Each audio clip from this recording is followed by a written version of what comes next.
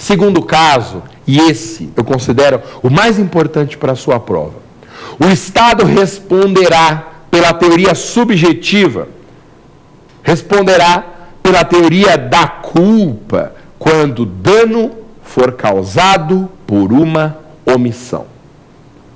Você lembra? Normalmente, quando há um prejuízo no exercício de uma função pública, esse prejuízo decorre de uma ação, de uma conduta comissiva, um ato que desencadeia um prejuízo.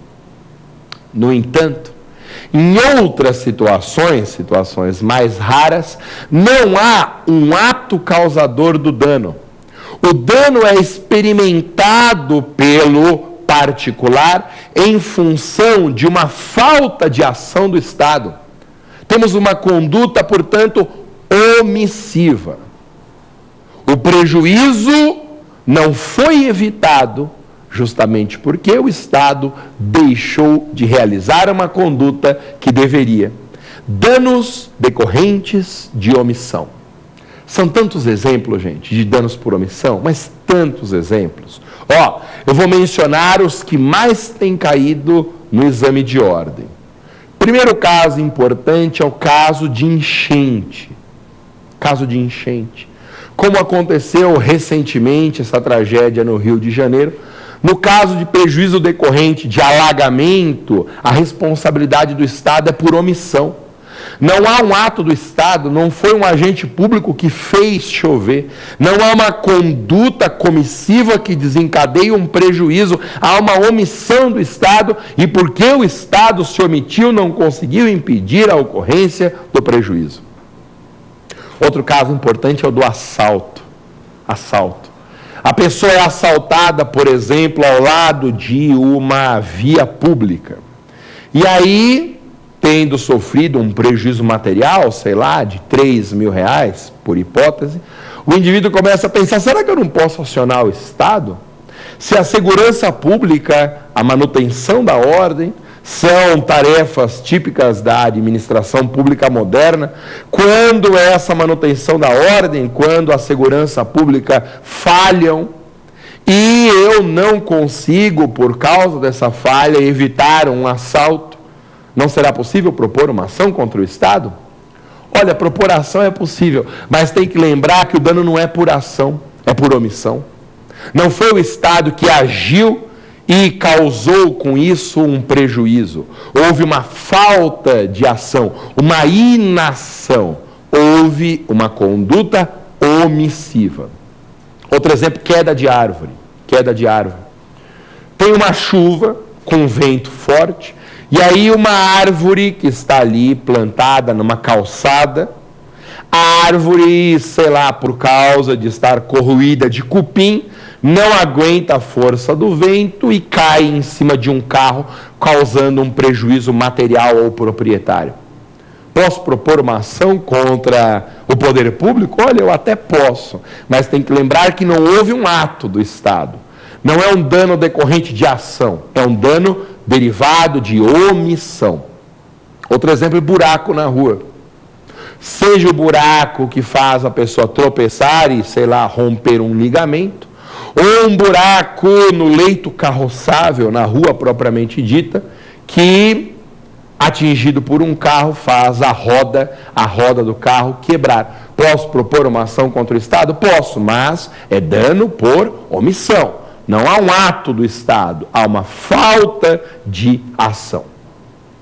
Bem, quando o dano deriva de uma omissão, a aplicação da teoria objetiva é problemática.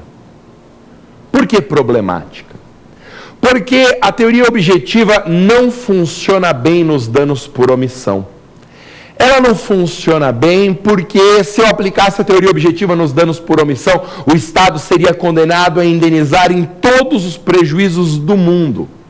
O Estado se transformaria em um indenizador universal, como diz a doutrina. Porque sempre, em todos os casos, eu conseguiria aplicar a teoria objetiva nos danos por omissão, produzindo o dever do Estado pagar a indenização, o que não é justo. Há situações em que não é justo condenar o Estado a indenizar. Por exemplo, vamos supor um caso qualquer. O indivíduo mora perto de uma praia e nessa praia há um grande índice de acidentes com tubarões. Sei lá, pode pegar até o exemplo famoso da praia, lindíssima por sinal, a praia de Boa Viagem lá em Recife, famosa mundialmente pela quantidade de ataques de tubarão. A prefeitura faz o que pode para evitar acidentes. Coloca de 10 em 10 metros ali na praia avisos em português, em inglês, dizendo que aquela praia tem um alto índice de ataque de tubarão. São colocados postos de salva-vidas para alertar as pessoas que se aventuram ali numa profundidade maior. Enfim, o Estado faz tudo o que é possível para evitar o dano. E sempre tem o sujeito que resolve, contrariando todas as orientações, cair na água lá para tomar banho, surfar, sei lá. Suponha num caso como esse, o indivíduo está surfando na praia de Boa Viagem e é atacado por um tubarão, perde a perna.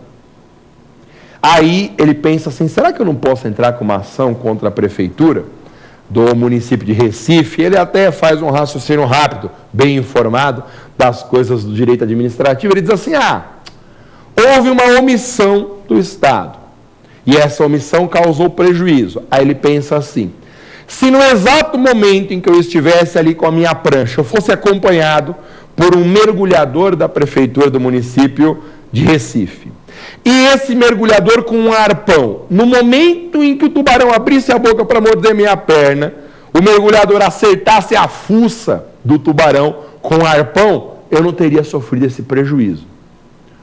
Raciocínio rigorosamente correto. Se o tubarão tivesse sido arpoado antes de atacar o surfista não teria sofrido o acidente.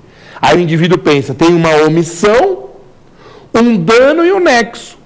Pronto. 3 requisitos, omissão, dano e nexo, responsabilidade do Estado, Recife será obrigado a pagar a indenização. Agora eu te pergunto, é justo isso?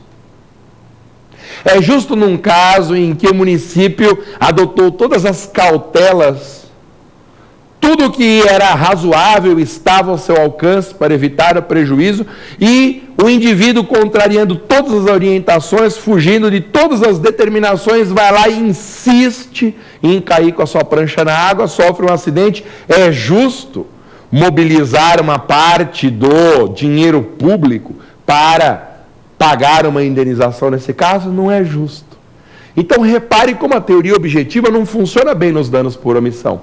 Se eu aplicasse a teoria objetiva nesse caso, a conclusão seria pela responsabilidade do Estado.